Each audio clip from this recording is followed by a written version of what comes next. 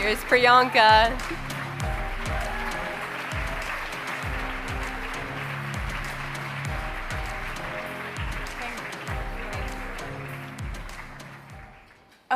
Good afternoon, everyone. I'm going to just keep it here. Good afternoon, everybody. This is Ava.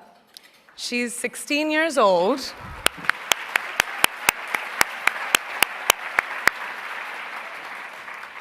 An age where girls should be enjoying their innocence and joys of their youth. But she, at such a tender age, understands the importance of being a voice for her peers, an advocate for young girls and women around the world who may not have the opportunities that us sitting over here have. So receiving this honor from a hero like her makes this so much more exceptional. So thank you.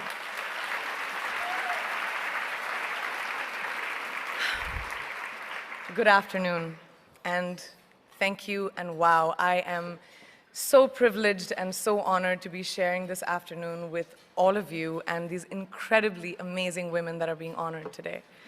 I'd like to extend my congratulations to each one of you, Octavia, Michelle, Kelly, Patty, and all 50 women that have been included in the Impact Report. Your achievements not just inspire me, but also so many others to work harder, to be better, and to make a dent wherever we can. So I'm very, very proud to be standing alongside of you. So in life, you know, there are moments when you stop and ask yourself, how did I get here? Like, why am I standing here? Well, this is definitely one of those moments for me. And I find myself going back to the beginning, back to my roots. I was born to incredible parents, amazing parents who served as doctors in the Indian Army. I was the firstborn, and as far back as I can remember, I made my parents very proud and happy 99% of the time. Okay, slight exaggerations of personal achievements are allowed from time to time, don't you think? My brother was born a few years later, and even then, nothing changed for me. We were both given equal opportunities, and I want to emphasize this. I want to really emphasize this for you because I don't think a lot of people might understand that being equal might seem very normal.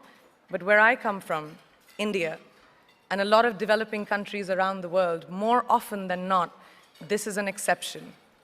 It's actually a privilege. My first experience of the glaring disparity between boys and girls came at a very, very young age.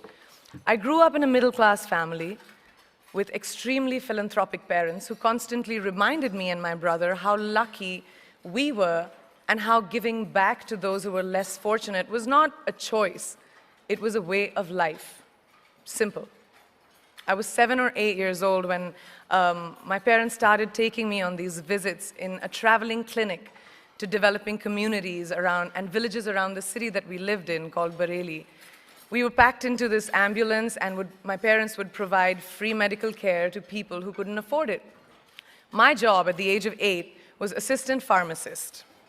So I would count all the medicines, put them in an envelope, and give it out to patients, and I really took my job very seriously, very seriously.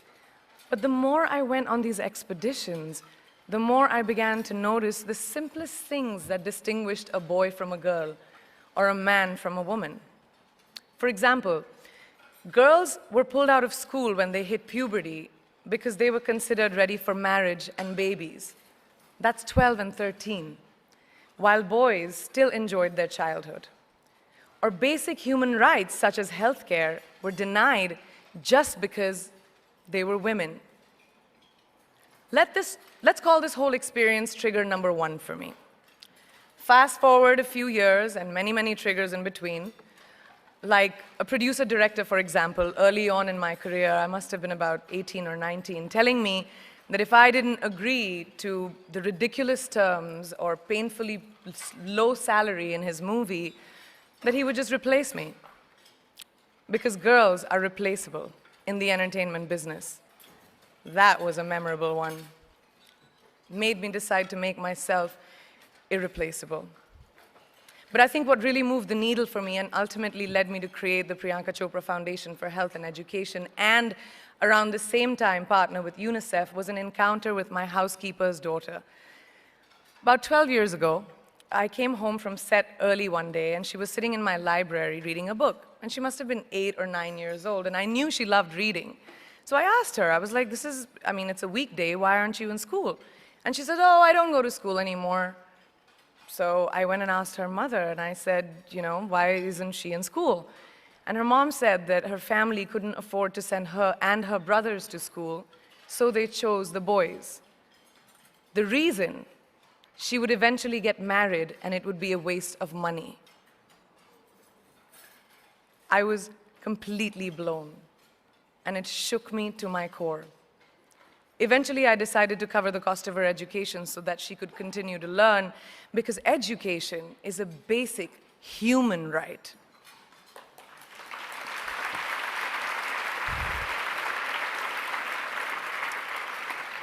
And a huge necessity, especially today. From that point on, I was determined to make a difference in as many children's lives as I could, in whatever big or small way that I could contribute.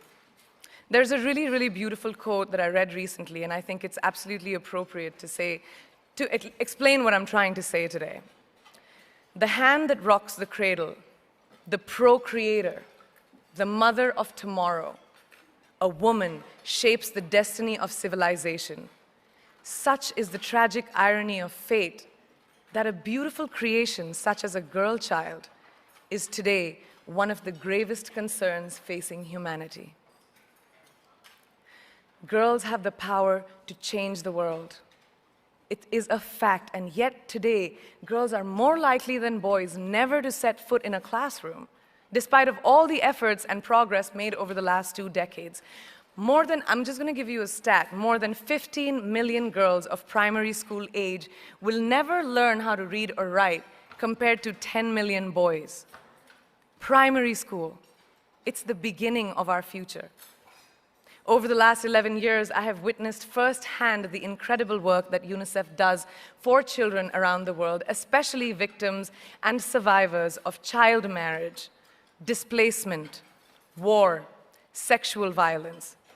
But there is still so much work to do. And for me, that is the fuel to my fire. The reason I'm so committed to this cause, and that is where my passion stems from, because I know that a girl's education not just empowers families, but communities and economies. A result of her education, we all do better. It's just as simple as that. As entertainers and influencers sitting in this room, I feel that it's our social responsibility to be a voice for the voiceless, which is why I applaud each and every woman in this room for being such a badass.